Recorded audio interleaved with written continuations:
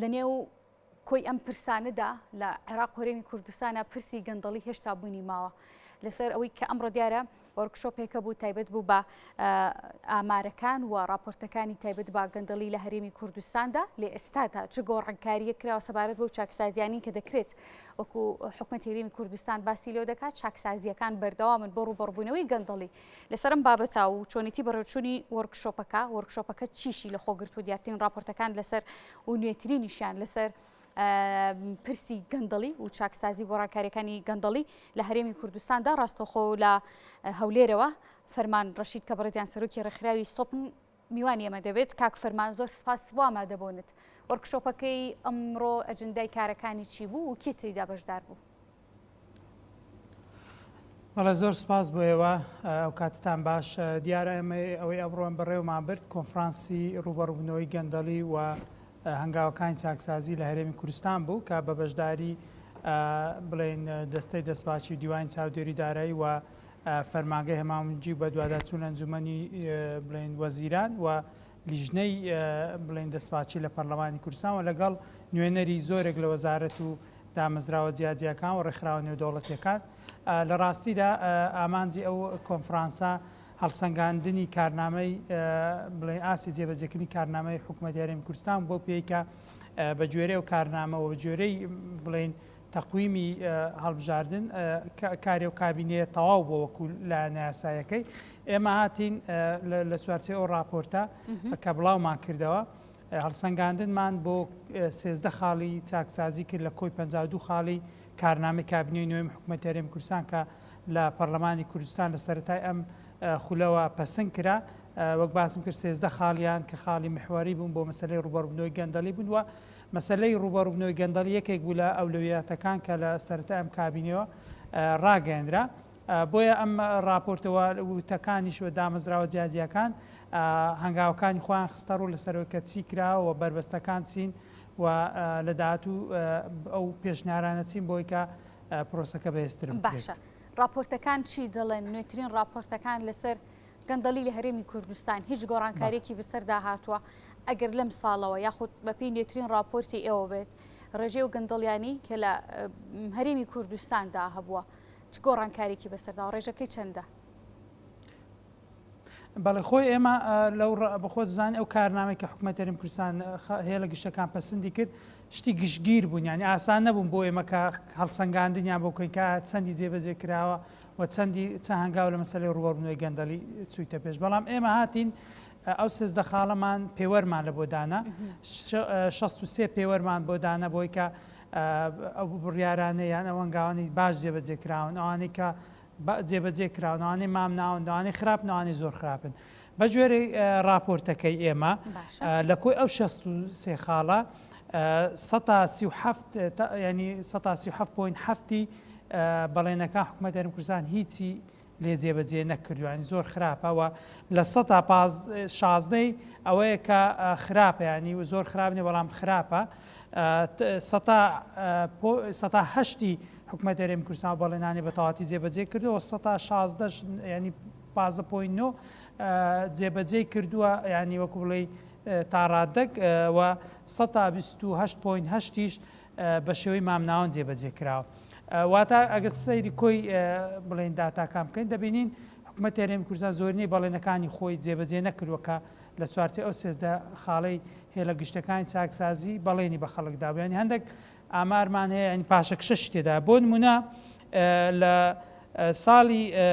بڵێن 2021 ئێمە راپۆرتی دەستەی دەستپاچیمان بە نمونە وەرگرتووە ینی دەبینین کەیسەکانی گەندەڵی ژمارە ئەو کەیسانی کە تۆمار کراون بۆ 604 کەیس دابەزیوە لە کاتێکدا لە 2018 زیاتر لە 3600 کەیس بووە ینی پاشەکشە ڕوویدا کە دەبووە پێچەوانە بووە بۆیە بەگشتی ئەوەی کە ئێمە هەستمان پێ کردووە و ئەمە لە راپۆرتەکەش بە وردی هەمومان خستۆتە ڕوو هەنگاوەکان لاس پێویستنی لە هەندێک بوار هەنگاو هەیە بۆ نمونەیەمە لە داهاتی باز هەرێمی کوردستان ئێستا بەراورد بە کابینەی پێشوو 400 میلیارد دینار 400 میلیۆن دینار زیادی کردیە و هەندێک بڵێن هەنگاو لە جێبەجێکردنی یاسای چاکسازی هەندێک خاڵی بەشتی جێبەجێ کرا بەڵام ئەوەی کەوا بە ئێمە زۆر گرنگ بوو بۆ ئێمە 26 دامەزراوە پابەندن بە جێبەجێکردنی یاسای چاکسازی ئەو دامەزراوانە 25 راپۆرتیان ناردووە بەڵێ هەموو وەزارەتەکانی حکوومەتی هەرێمی کوردستان لەگەڵ هەندێک دەستە و فەرمانگە بەڵام ئەوەی کە تێبینی بووەوەیە کە وەزارەتی پێشمەرگەکە ئێمە و زۆربەی تێبینیەکان لەسەر وەزارەتی پێشمەرگەیە کە ینی زۆرترین بڵێن گەندەڵی تێدا یان سوود وەرگرتنی ناسایی لە موچەی تێداوە کە خۆمان پێ دەڵێن بندیوار بەڵام دەبینین ئەوان هیچ داتایان نەداوەتە دەستەی دەستپاچ کە چەندیانە یاسا جێبەجێ کردەوە لە کاتێکداوە گوتم دەبواە دەستەی دەستپاچی زۆر ینی وەزارەت پێشمەرگە زۆر کارا ئەو یاسای جێبەجێ کردوە ئەوەی کە تێبینیە ینی ئێمە سەبارەت بە پلە باڵاکان ئەوانی کە زۆر جار موچەکانیان هاوتای پلەکانیان نەبووە ئەمانە گۆڕانکاری تێ نەکراوە ئەوە ئێستا حکوومەتی هەرێمی کوردستان حکوومەتی هەرێمی کوردستان پێداچوونەوە یان لەژێر پێداچوون ئێستا هەندێک هەنگاو جێبەجێ بۆ نمونە کەمکردنەوەی خانەنشینی پلە باڵاکانەوە چۆتە بواری جێبەجێکرد وە بەشە چی جێبەجێ کراوە بەڵام بە کۆی گشتی تەمەشا بکەیت لە پێش ساڵی بۆ نمونە لە 2 ساڵ پێش ئێستا 880 میلیارد دینار پێویست بوو بۆ دابینکردنی موچە یەک مانگە ئێستا بەرز بۆتەوە بۆ 909 میلیارد دینار واتە ئەگەر بە گوێرەی یاسای چاکسازی بووە دەبوو ینی خەرجی دابینکردنی موچە کەم بێتەوە بەڵام زیاد بووە و بەشێکەوە حکوومەت دەڵێ ئێمە پلە بەرزکردنەوەی بەشێک لە بۆ منە پلە سەربازەکانیان بەرز کردوێتەوە ئەمەش خۆی پێشێلکاریانی دەبووە یانەوە تا فەرمانبەرانی مەدەنیش کە لە 2013 ڕاگیراوەیان دەبووە ئیوانیش بەرز بکرێتەوە یانیش نەدەبوو بە تەنها بۆ نمونایی سەرۆکاتیەکان و زایدەنهی بڵێن پلە سەربازەکان بەرز بکرێت ینی نائەدالەتیەک هەیە لە مامەڵە کاک فەرمان وەڵامی دەستی دەستپاکی چیە هەر ئەمڕۆ دکتۆر ئەحمەد لە نێو وەرکشۆپەکەدا بوو وەڵامی ئەوان چییە بەرامبەر بەم چاکسازیانی کە نەکراوە بەرامبەر بۆی کە راپۆرتیان تا ئێستا ڕادەستیەوە نەکردووە بەتایبەت لە وەزارەتی پێشەوە ئەوان وەکو دەست بەڵێ ئەوان لە راپۆرتی خۆیان ئاماژە ینی وەکو بڵێ ئەوان لیژنەچیان هەیە بۆی بە دوواداچووکە بەڵام ئەوە خەلەلەکە لە بۆ نوێ وەزارەتی پێشمەرگەی کە راپۆرتی نەداوەتەوە ئەو بۆ وەزارەتی پێشمەرگە دەڵێن ئەیما لەبەرەوەی مەلەفەکانمان کەم و کوڕ یاخود ناتەواوی زۆری تێدا کاتی زیاتری دەوێت بۆی ڕێچیان بخەینەوە بەڵام دەبواە لانی کەم یان ئێستا بۆ نمونە ناکرێت و چاکسازی بەسەر کەمەندامان جێبەجێ بکە بەسەر زیندانیانی سیاسی بەسەر چین و توێژانی کە خەڵکی کەم دەرامەتن جێبەجێ بکەی بەڵام بۆ نمونە لە وەزارەتی پێشمەرگە کە ئێمە دەزانین خەڵکەکی زۆر ینی بێجگە لە پێشمەرگانی کە بە شوویە شایستە موچەوەر خەڵکەکی زۆرێ بەناوی پێشمەرگە موچەوەر دەگرێت پێشمەرگەژ نیە ینی ئەمە داوامان کردووە ئەمڕۆژ زۆر جەختمان لەوە کردەوە کە دەبێت وەزارەتی پێشمەرگە یا مەسەن یەکە حیزبەکان چونکە وەزارەتی پێشمەرگەش ینی هەمووشت بەدەستەوانی بۆ وەزیری پێشمەرگە یەکەی ژمێریاری بۆ ئەوەی کە بڵێن یەکەی ژمێریان یەکەی هەفتاهشتا یەک بخرێت بڕیاری دەرکرد بەڵام بەداخەوە یەکە حیزبەکان جێبەجێ نەکرا ئەم بڕیارە بۆیە بە بڕوای من یعنی ئێستا کە بربەستی گەورەی بەردەم چاکسازی وەک ئێمە لە راپۆرتەکەش باسمان کردەوەی کە پشتیوانیەکی وەک پێویست نییە لەلایەن حیزبەکان کە بۆی کەوا هەنگاوەکانی چاکسازی کە بوویتە داواکاریی نێودەوڵەتی لە هەرێمی کوردستان ئێمە بەردەوام ڕێکخرا ئەمڕۆ کەش لێرە بوون کوسولیات لێرە بوون ڕێکخرا نێودەوڵەتیەکان لێرە بوون هەمووی جەخت لەوە دەکەنەوە دەبێت حکوومەتی هەرێمی کوردستان بۆی کەوا بۆ نمونە ئەو مەترسیانەی لەسەریتی کەم بێتەوە دەبێت هەنگاوەکی ینی جددی چاکسازی دەست پێکە بە پێچوانەوە ینی هەڕەشەکان زۆر گەورن لەسەر هەرێمی کوردستان باشە بربستەکان باس لێەوە کردکەیەکێک لە بربستەکان بۆ نمونە ڕەنگە لە ڕێگەی حیزبیەوە بە یاخود بە شێوەیەکی گشتی ئەو بربەستانەی کە ئێوە بەپێی راپۆرتەکان بەدەستان گەیشتۆ چییە بۆ ئەنجامدانی ئەم چاکسازیانە